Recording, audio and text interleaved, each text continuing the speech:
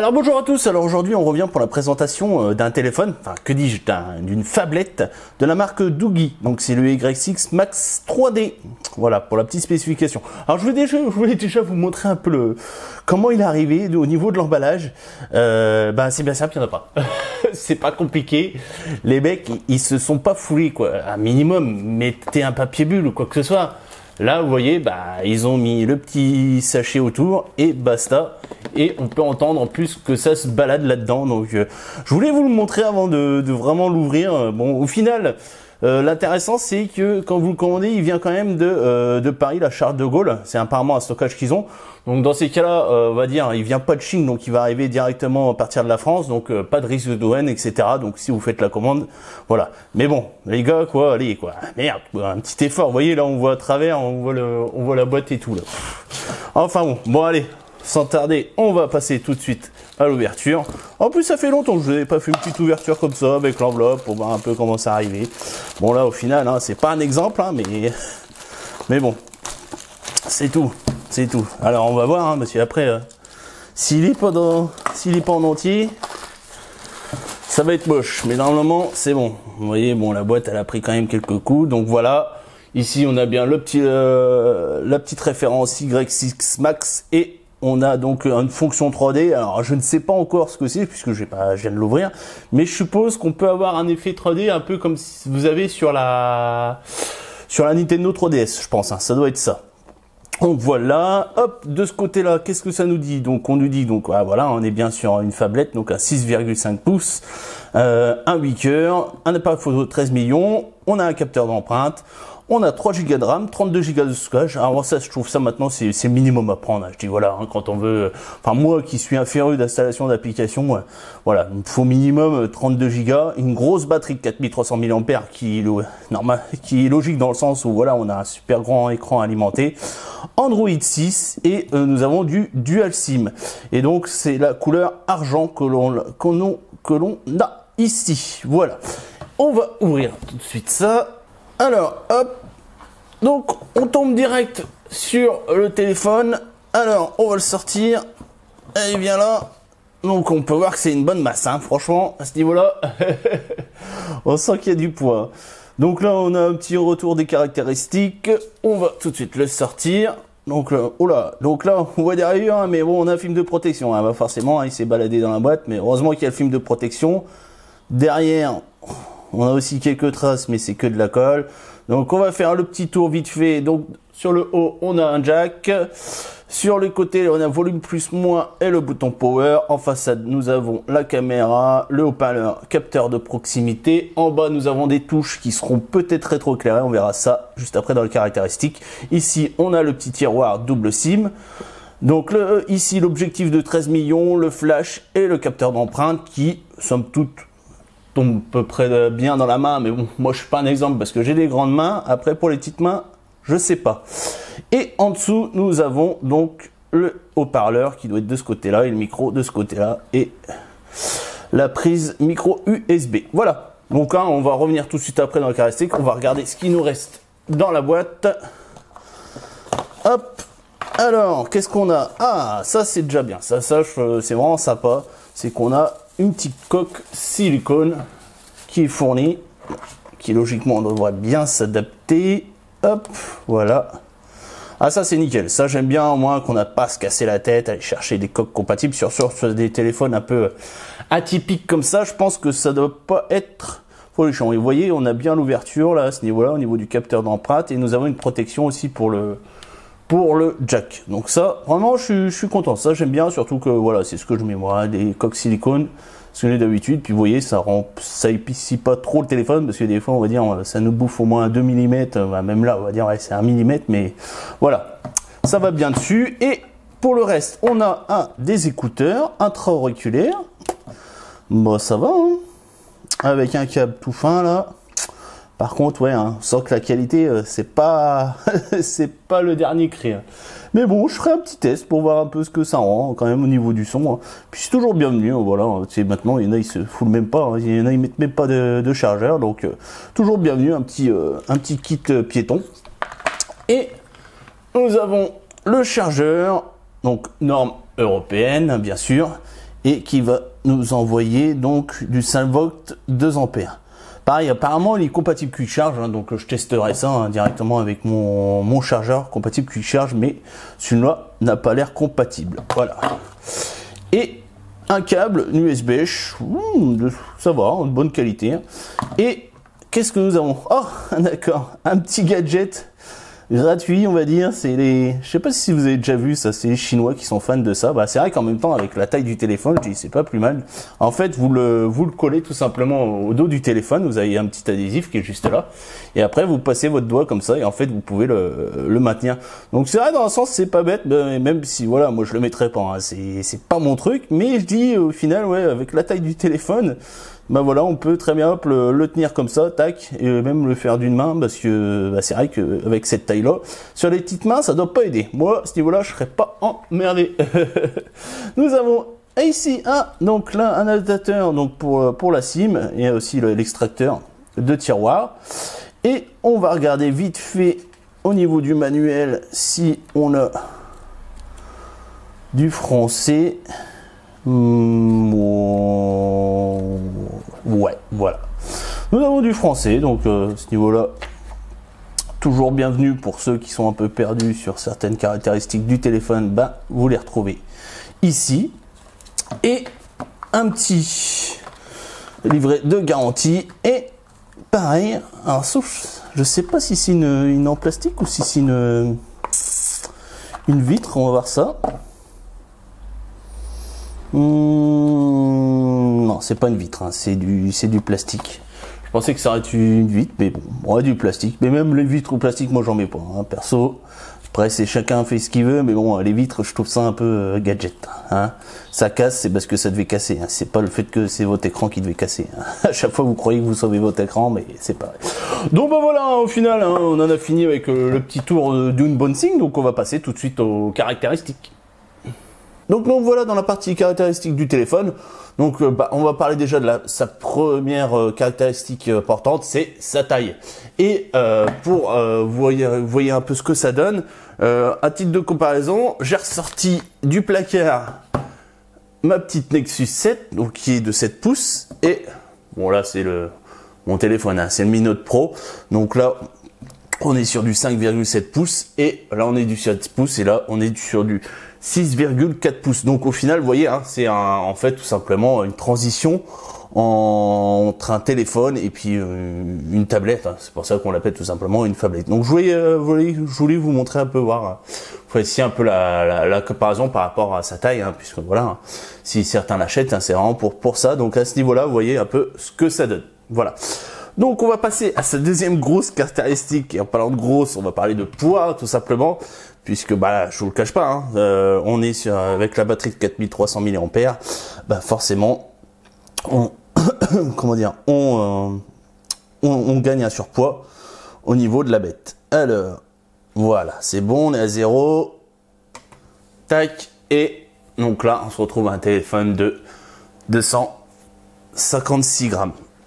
Donc voilà, hein, franchement, on va dire, on le sent sur la main, même ouais, voilà, après quelques heures d'utilisation, on a du mal à l'oublier par rapport à son poids, mais ce qui somme toute logique, hein, par rapport au fait de la taille de l'écran, il faut une batterie qui suit. Alors après, voilà, on est sur une batterie de 4300 mAh. Mais on va dire voilà, hein, on va pas tenir forcément 2 jours, hein, on va tenir une journée si on l'utilise. Après forcément, hein, si vous l'utilisez pas, vous allez peut-être tenir 2 jours, mais moi là je l'ai assez intensivement utilisé pour le tester, voir au niveau de la chauffe, etc. Et voilà, il tient une journée, pas plus. Bon après voilà, hein, ça reste normal, on va dire, pour maintenant, pour les téléphones d'aujourd'hui, hein, ça reste somme toute logique, puisque même si on a 4300 mAh, on a quand même un écran de 7,4 pouces à alimenter, donc au final ça revient à un téléphone normal. Voilà. Donc tout de suite, ce qu'on va faire, on va passer aux dimensions. Hop, alors on est en hauteur, on est sur du 17,3. En largeur, on est sur du 8,8. Et en épaisseur, on est sur du 9,9. Voilà. Donc ça, c'est un peu au niveau des dimensions. C'est vrai qu'il il gagne en embonpoint hein, du fait de la batterie, hein, toujours. Mais bon, rien de transcendant. Même au niveau de la prise en main, bah ça va. Hein, c'est pas, y a pas de bord saillant ou quoi que ce soit. C'est assez arrondi à ce niveau-là. Donc il tombe assez bien dans la main à ce niveau-là, il n'y a pas de souci. Donc maintenant, on va passer aux caractéristiques internes. Hein. Donc là, j'ai pris AnTuTu et on va aller directement dans les infos. Et donc là, on nous a dit donc que c'est bien le modèle Y6 Max 3D, qu'on est sur du Android 6 64 bits, le CPU un MT6750T, le GPU un Mali T860, on est sur une résolution de 1920 par 1080. La caméra arrière qui fait 16 millions, on est sur du 3 Go de RAM, et au niveau du stockage, on a 32 Go. Donc au début, bon, j'ai installé des applications, on va dire il nous reste allez, un peu plus de 20 Go au final à utiliser. Hein. Alors, donc on est bien sur un octo-cœur. La densité, on est sur du 480 dpi. Et vous pouvez voir aussi, là j'ai loupé, qu'on a le octo-cœur qui est cadencé à 1500 MHz ou 1,5 GHz, c'est comme vous voulez. Donc la caméra arrière donc de 16 millions et celle en façade de 8 millions. Moi ça c'est toujours bien à préciser. Donc la batterie là, donc on est à 4300 mAh, mais c'est pas précisé là. Et c'est tout. Donc voilà, au niveau de AnTuTu, on est sur un score de 33 272. Même si pour moi, voilà, ça veut rien dire par rapport au fait que j'ai pu l'utiliser avec toutes les applications que moi j'utilise au niveau jeu, etc. Et j'ai eu aucun ralentissement. Donc voilà pour tester la partie graphisme hein, du téléphone. J'ai pris un jeu que j'utilise, on va dire, sur tous mes téléphones. Hein, c'est Need for Speed No Limit. Hein, je vous conseille un petit jeu de bagnole si vous connaissez pas à tester. Et donc tout simplement pour voir un peu la comparaison, hein, parce que je vais pas prendre n'importe quel jeu qu'on trouve sur le Play Store qui fait 3D pour voir un peu sa puissance. Hein. Je vais prendre un jeu que j'utilise assez souvent et ça permet justement d'avoir un élément de comparaison. Donc je peux déjà vous dire, puisque j'ai déjà testé, hein, c'est on va dire là où ça change un peu, c'est au niveau par exemple des textures qu'on a au niveau de la route. On a une baisse de qualité, mais ça empêche pas la jouabilité ni la fluidité du jeu, hein, où il n'y a pas de souci à ce niveau-là. Vous voyez déjà même au niveau de rendu du 3D de la voiture, hein, on a quand même quelque chose de pas trop mal. Et en même temps, je vais vous évoquer, c'est le fait que tout simplement on peut vraiment, voilà, l'utilité de ce téléphone, c'est vraiment pour les jeux. Moi je dirais que c'est vrai, c'est vraiment sympa, c'est l'utilisation au niveau de sa taille de l'écran, etc. Si vous avez des jeux que vous jouez que sur mobile, l'intérêt est là, on va dire, même voilà pour le multimédia, hein, pour tout ce qui est par exemple vidéo, YouTube, etc.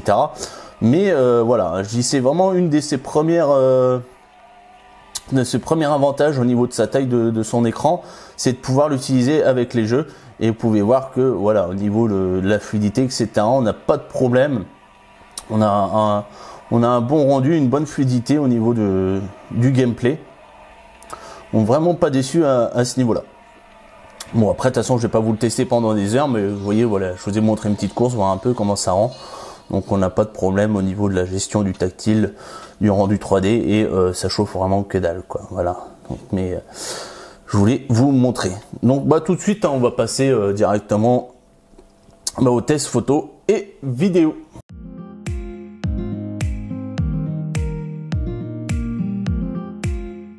Alors voilà, petit test vidéo pour le capteur en façade. Voilà ce que ça donne. Oh, ça va, il fait beau. Hein. Voilà. Ça peut donner pour la vidéo. Voilà, maintenant un petit test vidéo au niveau du capteur arrière.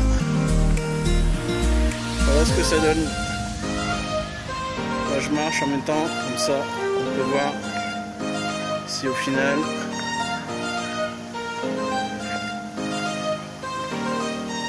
il y a des mouvements.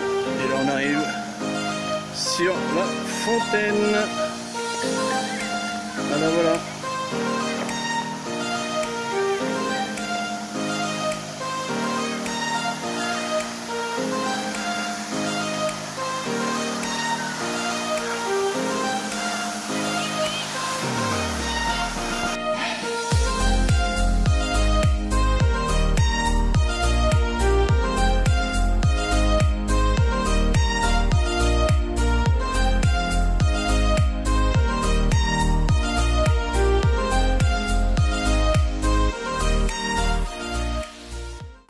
Donc voilà, on en a fini avec le petit test vidéo et photo. Donc tout de suite, on va faire un petit test du Wi-Fi et de la 4G. Parce qu'on en a parlé un peu dans le caractéristique, mais c'est bien aussi de les tester. Donc là, j'utilise l'application Speedtest. Donc là, pour l'instant, je suis en Wi-Fi chez moi. Donc là, normalement, je suis connecté en 5 GHz. Et donc au final, moi, je suis jusqu'à 1 gigabit maximum. Mais bon, là, on va voir que là, voilà, il nous sort maximum du 65 mégas. Alors après, voilà, 65 mégas, c'est déjà pas mal à l'utilisation, on va dire, chez vous. Mais moi par exemple j'ai vu sur mon Mi Note Pro qu'on pouvait monter jusqu'à 200 mégas hein. Donc après voilà, bon, ça reste au niveau du Wi-Fi, ça reste convenable parce que bon on va dire après au niveau distance ça va, il n'y a pas de souci hein. Franchement la connexion passe sans souci dès qu'on a passé plusieurs murs ou quoi que ce soit. Il n'y a pas de problème à ce niveau-là, mais au niveau vitesse, voilà, je m'attendais un petit peu plus quand même au niveau du Wi-Fi, même si voilà, hein, pour l'utilisation téléphone portable chez vous, voilà, ça sert à rien d'avoir 300 mégas, vous voyez ce que je veux dire. Vous téléchargez pas des fichiers, des fichiers de 4 gigas tous les jours, quoi. Donc au final, voilà, ça permet quand même d'avoir une bonne connexion. Et donc maintenant, on va désactiver le Wi-Fi. Alors, tac. Et on va aller hop, refaire un petit test à nouveau. Voilà, donc là vous voyez c'est juste en 4G hein. Je sais pas si vous voyez bien. Et donc je suis presque au max hein, sachant que j'ai les antennes qui sont au-dessus de mon immeuble hein. Donc là à ce niveau là je pourrais pas faire mieux au niveau vitesse 4G même si on est chez Free hein. Donc voilà, après avec des grosses guillemets. Donc c'est pas non plus la panacée hein, au niveau 4G. Mais même là, vous voyez, là, normalement en upload, on a plus que ça. Et à certains moments, bah, je sais pas, ça veut pas. Hein. Mais ça, c'est pas lié forcément au téléphone. Hein. Je vous le dis tout de suite, c'est l'opérateur. Donc là, voilà. On sort donc avec du 25 mégas et 2 mégas en upload. Attendez, je vais voir mes derniers résultats. J'avais un peu plus. Ouais, tout à l'heure, là, j'avais eu 5 mégas en upload. Bon, bah, voilà, hein, c'est pas non plus...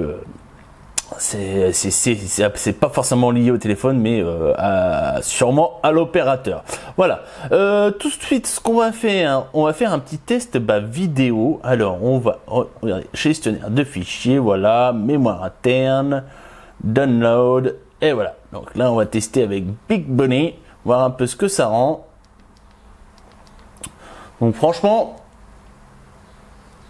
vous voyez un peu le rendu, pas dégueu. Alors si vous voyez des petits reflets, hein, bah c'est parce qu'au final il y a le filtre hein, 3D qui est rejeté, parce que là c'est pas une vidéo 3D, hein, mais on a des petits reflets du fait, je pense que c'est la polarisation du verre qui fait que ça fait des sortes un peu de reflets multicolores, et c'est lié au final au filtre 3D. Hein. Alors on va avancer un peu dans la vidéo, on va monter le son, voilà. Vous voyez, franchement, c'est pas dégueu. Hein. Franchement, la qualité de l'écran, je suis pas déçu à ce niveau-là. Franchement, ça rend super bien. Alors après, des fois, c'est vrai que j'aurais tendance, moi, j'ai l'œil un peu plus alerte à des fois à dénicher les pixels, mais ça serait plus, voilà, on va dire sur du 1080, il n'y a pas de souci, mais sur des fichiers qui sont un peu plus petits. Donc logiquement, oui, on voit les pixels, mais je veux dire, on a plus tendance à voir les détails que là. Non, au final, sur la vidéo, ça se ressent pas. On a une bonne qualité, quoi, à ce niveau-là. Donc après on va tester un petit fichier musical, hop, un petit MP3, on va utiliser l'application musique, toujours, allez, voilà, donc là on a, voilà, donc là c'est le côté haut-parleur, le côté droit, et là, donc là c'est le micro, hein. Donc vous voyez là, même là au niveau du son on a quelque chose de pas trop mal, hein. On va tester une autre musique. On va tester.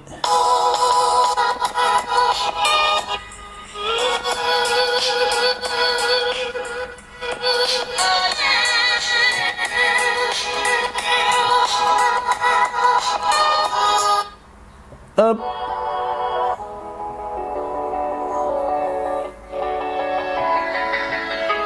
Là, je vais approcher lui.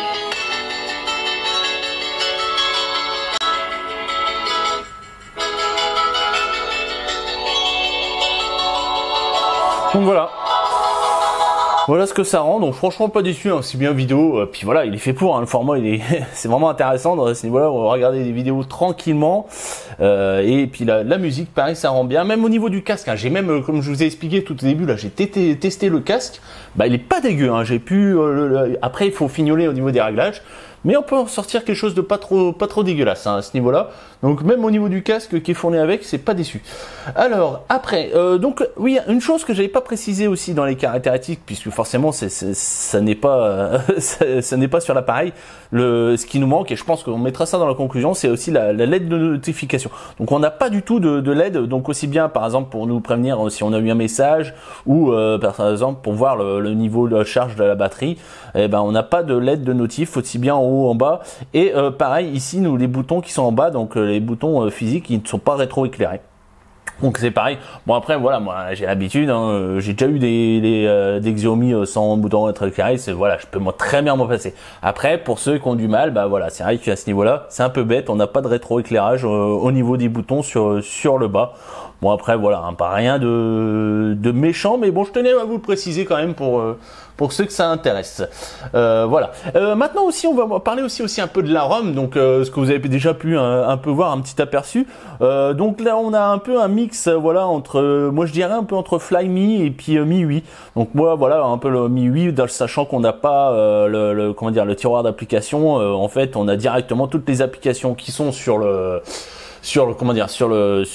l'accueil, donc pareil, et qu'on a une sorte de gestion, voilà, des thèmes. Donc par exemple on peut gérer la façon dont se déplace le carrousel, donc en forme de vague, etc. Donc ça c'est du copier-coller sur ce qu'on retrouve sur la ROM MIUI. Et alors les thèmes, voilà, les thèmes, il y en a 1, 2, 3, 4, 5, 6. Voilà, hein. C'est tout ce que vous avez rien d'autre. Voilà, au niveau des thèmes. Donc je sais même pas si on peut en rajouter. Après au niveau des mises à jour, je ne saurais pas vous dire, mais voilà ce que vous avez au maximum, c'est 6 thèmes, donc faut pas être trop compliqué. Bon après voilà, hein, vous avez plein d'applications que vous pouvez installer derrière, hein, pour modifier tout ça. Mais bon, de base, voilà, j'aurais aimé quelque chose d'un peu plus. Et pareil, là, par exemple le tiroir là des notifs. Donc là on a un peu pareil ce qu'on retrouve un peu sur MIUI, avec ces petits logos que vous allez pouvoir choisir en fait ce que vous voulez afficher, etc. Et les notifs qui apparaissent juste en dessous là, vous voyez l'attaque, la petite notif qui apparaît juste en dessous. Donc vous déroulez en premier les notifs et après vous tombez sur les boutons. Donc voilà, donc quelque chose hein, qui ressemble à ce qu'on peut trouver sur les ROM Flyme ou MIUI. Mais plus, on va dire plus MIUI quand même. Et donc j'avais déjà montré, mais on va regarder, voir c'est quelle version à propos du téléphone. Là, voilà, c'est la version Dido OS V7.0. Donc en parlant de ça, donc au niveau de la version, c'est bien simple, vous allez sur Nidrob et vous allez en trouver une pléthore de ROM, mais c'est hallucinant. Vous allez trouver du Lineage, du MIUI 8 plus du Flyme. Donc après voilà, pour les bidouilleurs, vous n'avez pas besoin de garder la ROM d'origine, vous pouvez même trouver de l'Android pur. Vous n'avez pas besoin de garder cette ROM. Au final, il y a beaucoup de gens qui ont déjà bidouillé ce téléphone et vous allez pouvoir vous faire plaisir à pouvoir installer différentes ROM, celle qui vous plaît le plus, Remix iOS, etc. Donc plein de choses qui vont vous permettre de mieux gérer le téléphone, parce que après c'est vrai que j'ai rencontré sur certaines applications quelques bugs, donc je pense que c'est vraiment lié à la ROM. C'est pas lié forcément au téléphone, mais vraiment à la ROM qui gère un peu plus ou moins bien certaines caractéristiques comme le gyroscope, etc. Mais vraiment voilà, c'était minime, hein, j'ai eu ça sur une ou deux applis à ce niveau-là. C'est surtout des trucs bugs logiciels. Pareil au niveau de la caméra en façade, là j'ai eu des problèmes, c'est au niveau de certaines applications où en fait dès qu'on a une source un peu faible en luminosité, on a une sorte de halo noir qui fait autour de nous, et j'ai pu voir que c'est logiciel. Ça c'était surtout au niveau d'Hangout que j'ai pu tester, et c'est pas quelque chose de matériel, hein, c'est vraiment une gestion logiciel, voilà. Donc rien de critique dans le sens où si vous êtes un peu bidouilleur, voilà, et ça le fera que sur une ou deux applications, voilà, rien de méchant. Au niveau de la 3D maintenant. Oui, j'ai oublié de vous... J'étais en train de chercher. Bah oui, puisqu'en fait, c'est une des caractéristiques. Alors, pour moi, ça reste du gadget, hein, mais une des caractéristiques, pourquoi il se nomme Y6 Max 3D, puisque tout simplement, nous avons un filtre polarisant, donc ce que vous pouvez retrouver au final sur, par exemple, les Nintendo 3DS. Donc en fait, ils vous fournissent deux applications donc pour pouvoir les lire, donc 3D Play ou 3D Player. Donc c'est au final il y a les mêmes vidéos et donc ils vous mettent quelques vidéos de base dedans pour essayer ce truc un peu 3D. Donc là, je vais vous mettre qu'est-ce que je vais vous mettre? Je vais mettre celle-là. Hop. Vous voyez. Alors forcément, vous verrez peut-être pas ce que ça peut rendre au niveau de la vidéo. Mais voilà, ça fait un petit effet 3D. Alors moi, je suis pas très réceptif à ça, hein. Après, ça dépend des personnes. Mais voilà, ça fait un petit effet avec l'avion, là, vous voyez, qui passe devant. Et en fait, on voit le nez un peu qui sort, etc. Donc, voilà. Rien de transcendant, hein, puisque bon, au final, ça reste plus que gadget. Hein. Vous n'allez pas vous mettre un film 3D entièrement sur le téléphone. À moins, ouais, vous prenez la tête. Hein. Au final, vous avez le lecteur court, mais... Voilà, hein, moi je préfère regarder encore de la 3D au cinéma ou sur une télé, mais sur un téléphone, voilà, c'est pas encore arrivé là, quoi. Donc voilà, hein, juste pour vous montrer un peu le truc qui pour moi reste du simple gadget. Bon bah écoutez, on va arriver à la conclusion, hein, donc que dire de plus au niveau de la conclusion? Les points noirs, voilà, on va dire déjà les premiers points noirs, ça va être déjà moi le plus gros, ça va être son poids, c'est qu'à le dire, ça va être son poids, hein. C'est vrai que c'est compliqué au niveau du poids, voilà, le garder en main, etc. Après moi je le transporterai pas, mais je le garderai quand même pour la maison, voilà, etc. Pour histoire d'avoir quelque chose, un bon périphérique pour, je sais pas, regarder des vidéos, etc. Bon, après on peut le dire, ça peut être une tablette, mais voilà, vous avez des applications qui vont marcher sur tablette, mais qui marcheront pas sur le téléphone. Donc là, vous avez un téléphone qui va vous permettre seulement de jouer à des jeux que vous ne trouverez pas, par exemple, sur la tablette que sur téléphone. Vous allez pouvoir y jouer correctement avec ce grand écran. Mais il y en a qui aiment, hein, donc voilà. Mais moi, je dis, c'est un des points noirs. Après, comme je vous ai dit tout à l'heure, l'aide de notification qui est absente et le fait qu'il n'y ait pas de rétroéclairage sur les boutons physiques en bas. Donc voilà, après ça reste accessoire, hein, c'est chacun voit midi à sa porte, hein, comme on dit, hein, mais à ce niveau-là, je préférais vous le préciser. Et sinon, les avantages, hein, voilà, déjà au niveau processeur, etc., on n'a pas de souci de saccade, les jeux fonctionnent correctement, vous avez pu le voir avec un Need for Speed, il n'y a pas de souci, ça tourne très bien, le réseau fonctionne super bien, la photo, elle s'en sort bien, c'est honorable, franchement, j'ai pas eu de souci, hein, vous pouvez voir au niveau des vidéos et puis des photos, ça s'en sort honorablement. Donc pas gros défaut à lui comment dire, à lui mettre dessus, en final, juste son histoire de poids, mais qui est tout à fait logique, hein, vu du fait qu'il a une batterie assez conséquente, et puis forcément la taille de la bête, quoi, voilà. Donc écoutez, hein, je pense qu'on en a fini avec ces petites vidéos tests, hein. J'espère que ça vous aura plu. Donc au final, on peut le retrouver au prix de 170 € sur Amazon. Je vous mettrai tous les liens dans la description, voilà. Et puis donc comme d'habitude, hein, si vous avez des questions, n'hésitez pas, hein, laissez-les dans les commentaires, j'essaierai d'y répondre le plus rapidement possible. Et puis donc comme d'habitude, hein, likez, partagez et abonnez-vous. Allez, ciao. Voilà.